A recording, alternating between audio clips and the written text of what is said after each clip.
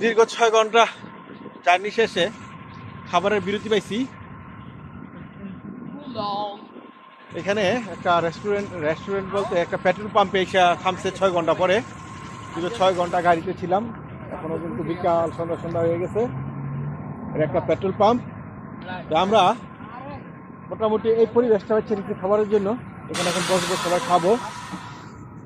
তো একটা শর্মের বিষয় হয়েছে, অনেকে গাড়ির মধ্যে, বিশেষ করে নীরবের মা গাড়ির মধ্যে বিরিয়ানিটা ভাঙ্গিয়া পুরো গাড়িটারে গন্ধ ছুড়ে দিল। গাড়িটারে গন্ধ ছুড়ে দেওয়াতে শর্মে আমরা আর কেউ খাইতে পারি নাই, যে মানুষ ভরা গাড়ির ভিতরে লজ্জায় শর্মে যে মানুষের কেমন করতেছে।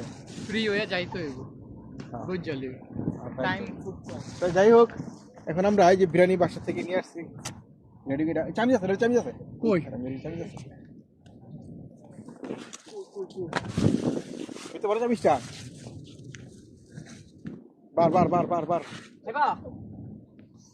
খামু না ওরা আর কে খায় নাই? তো দাদি খাইছে না, তাই আইব না সবাই। আমরা খায়া লিখি দাও। এখন আমরা হালকা পাতলা খাওয়া দাওয়া করবো এখানে। হ্যাঁ ডাল আমাদের ইনশাআল্লাহ নো খাবার শেষে আবার গাড়িতে উঠবো, আবার ছুটবো ইনশাআল্লাহ।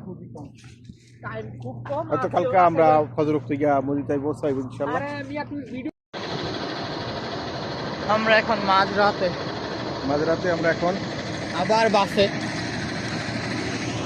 যা তৃতীয় বিরতিতে আমরা পেট্রোল পাম্পে আসছি।